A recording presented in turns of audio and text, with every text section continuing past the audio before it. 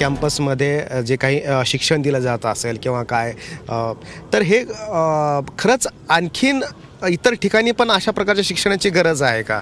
मला आठवतं मी जेव्हा MJ कॉलेजमध्ये शिकत होतो तेव्हा अशा कोणत्याही पद्धतीचं सामाजिक डिस्कशन किंवा पॉलिटिकल डिस्कशन अशा पद्धतीचं डिस्कशन मला कधीच एक्सपोज झालं नव्हतं. पण जेव्हा मी TISS सारख्या किंवा JNU सारख्या इन्स्टिट्यूशनमध्ये येतो तेव्हा मला डिफरंट व्ह्यूज समजतात, डिफरंट डायमेन्शन्स समजतात की अशा पद्धतीच्या आयडिओलॉजीज पण एक्झिस्ट करतात. फॉर एक्झाम्पल मी ताप्ती नावाच्या हॉस्टेलमध्ये राहत होतो 2010मध्ये. माझ्या शेजारी ABVPचा मुलगा राहत होता. माझ्या राईट हँडला एक मुलगा राहत होता. He used to believe in Maoist ideology. म्हणजे अशा पद्धतीचे लोक आहेत आणि यांच्यासोबत माझा नेहमी डायलॉग व्हायचा. म्हणजे असं नाही आहे की त्यांच्यासोबत माझा डायलॉग झाल्यानंतर आम्ही एकदम व्हायलंट व्हायचं किंवा तो माझ्या म्हणजे एक रिझन आउट करण्याची जी पद्धत असते, डायलॉग करण्याची जी पद्धत असते ती JNU आपल्याला शिकवते. अच्छा, परंतु सर्वात महत्त्वाचं म्हणजे की JNU जे आहे ते दिल्लीमध्ये आहे आणि दिल्ली जे आहे ते राजकारणाचा गड म्हटलं जातं आहे, की जिथं संपूर्ण राजकारण हे केंद्रस्थानी असतं. त्याचा काही फायदा होतो का? ॲक्च्युली फायद्यापेक्षा सर जे काही करंट मुद्दे चाललेले आहेत सरकारचे त्याच्यावरती एक चांगली वैचारिक भूमिका हे JNU सतत देत आलेले आहे. आणि आज जे JNUवरती हा घाला आहे त्याची एक ही पार्श्वभूमी आहे की JNU निर्भया केस असेल तर पहिला मोर्चा घेऊन जाणारं हे JNUचं युनिट होतं इथलं. सर रोहित विमुलाची केस असेल, FTIचा इश्यू असेल, ह्या सगळ्या देशभरातलंच म्हणजे दिल्लीपुरतंच नाही तर देशभरातले जे छोटे छोटे मुद्दे आहेत त्यावरती JNUनी एक वैचारिक आणि एक ठोस भूमिका घेतलेली आहे नेहमी. आणि त्याचे परिणाम हे सगळे दिसत आहेत. मला अजून एक गोष्ट नमूद करावी वाटते सर की हा जो इन्सिडन्स आहे याची पार्श्वभूमी जी हैदराबादमध्ये जे रोहित विमुलाची आत्महत्या आहे त्याचा मोर्चा आत्ता 23 आणि 24 तारखेला पार्लमेंट सेशन सुरू झाल्यावरती येतो इथं. तर ते सगळं दाबण्यासाठी केला जातो आहे का हे पण तपासण्याची गरज आहे कुठेतरी सर. परंतु इथल्या विद्यार्थ्यांच्या देशभक्तीवरच प्रश्नचिन्ह निर्माण केले जात आहेत. सर JNU ही एक खुली किताब आहे. कुणी यावं, वाचावं, प्रत्येकाची मतं ओपन आहेत आणि त्याला काउंटर ओपनली करावं अशी JNU. घरून काय फोन आले का तुम्हाला, विचारपूस झाली का?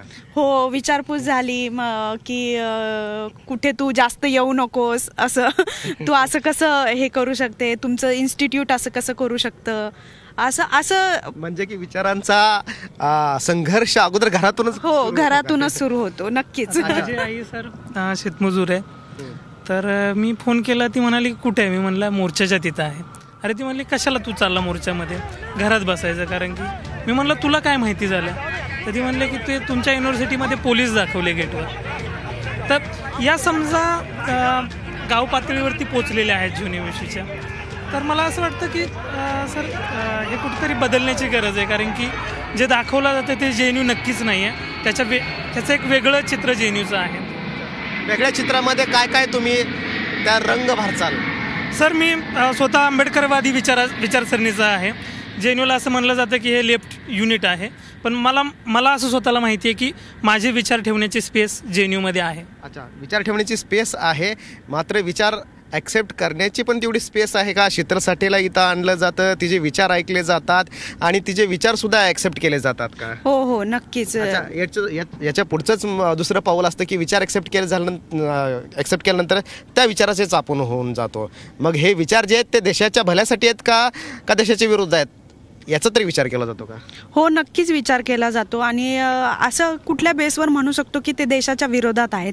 शीतल साठेसारखी व्यक्ती काहीतरी मुद्दा घेऊन भांडते आणि तो मुद्दा काय हा नक्की समजून घेतला पाहिजे.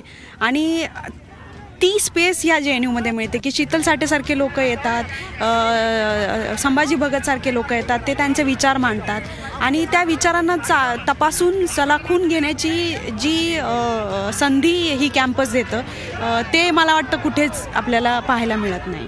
आणि नक्कीच याच्यावरती विचार केला जातो स्टुडंटकडूनही, कारण स्टुडंट ब्लाइंडली ते विचार फॉलो करतात असं मला नक्कीच नाही वाटत. या ठिकाणी प्राध्यापकसुद्धा वेगवेगळ्या विचारांचे आहेत असं म्हटलं जातं. तुम्हाला काय वाटतं, प्राध्यापकाकडून तुम्हाला काय मिळतं? वेगवेगळे विचार म्हणजे जे प्राध्यापक येतात, म्हणजे इथले प्राध्यापक, आता मगाशीच एक भाषण चालू होतं त्याच्यामध्ये त्या प्राध्यापकाने एक गोष्ट नमूद केली आणि त्यांनी एक संस्कृतमधलं सुभाषित वाचून दाखवलं. त्याचा अर्थ असा होता की म्हणजे खरा शिक्षक हा असा असला पाहिजे की त्याचे जे विद्यार्थी आहेत आणि त्याची जी मुलं आणि मुलगा आहेत, म्हणजे त्यांनी जेंडर डिस्क्रिमिनेशन न करता असं सांगितलं की त्यांनी त्यांना प्रश्न विचारले पाहिजेत आणि त्याच्यावरती त्या प्राध्यापकाला प्राऊड फील झालं की पाहिजे की आपले मुलं, आपल्या मुली आणि आपले शिष्य आपल्याला हे प्रश्न विचारतात. तर मला वाटतं ही संस्कृती जी आहे ती JNUची संस्कृती आहे. ही फक्त विचार दिले आणि ते विचार आम्ही ॲक्सेप्ट केले आणि त्याच्यावरती आम्ही प्रश्न विचारले नाही पाहिजेत, ही संस्कृती नाही आहे. दुसरा महत्त्वाचा मुद्दा म्हणजे की मी या ठिकाणी जे अल्युमिनी होते त्यांच्या नावावर थोडीशी नजर टाकत होतो. तर अनेक मोठी लोक आहेत की जे इथून गेलेले आहेत. आत्ताच्या सरकारमध्ये निर्मला सीतारामन ज्या आहेत त्यासुद्धा JNUच्याच आहेत. अमिताभ राजन महाराष्ट्राचे होम सेक्रेटरी होते, ते सुद्धा JNUचेच आहेत. दिग्विजय सिंग हे सुद्धा JNUचेच आहेत. DP त्रिपाठी असतील, आता राष्ट्रवादी काँग्रेसमध्ये आहेत, ते सुद्धा JNUमधूनच गेलेले आहेत. मला सांगा की हे व्यक्ती आहेत मात्र वेगवेगळ्या पक्षामध्ये आहेत, विचारसरणी वेगवेगळी आहे. कसं डिस्क्राईब करचाल की JNUमधून काय काय? म्हणजे उदाहरण म्हणजे आता व्यक्ती JNU अशी गोष्ट आहे ज्याला ह्याला मिनी भारत म्हटलं जातं आणि मिनी भारतच नाही तर इथे बाहेरच्या देशातून देखील विद्यार्थी शिकायला येतात. तर डेफिनेटली ते ज्या संस्कृतीमध्ये वाढलेले आहेत, जे विचार ते तिकडून घेऊन येतात, त्या विचारांची मांडणी ते इथे करायला शिकतात आणि त्या विचारांची मांडणी ते करत राहतात.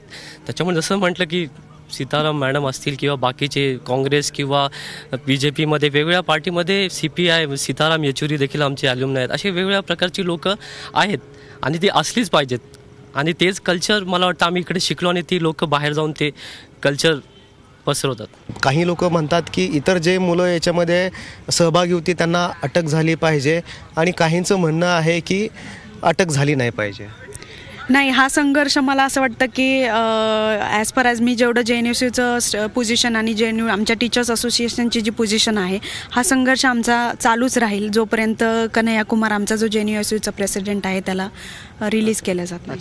परंतु कन्हैया कुमार जर याच्यामध्ये जर दोषी जर आढळला तर दीपकजी तुमचा पाठिंबा असेल का? कारण जर घोषणाबाजी देण्यामध्ये जर कन्हैया कुमार असतील तर?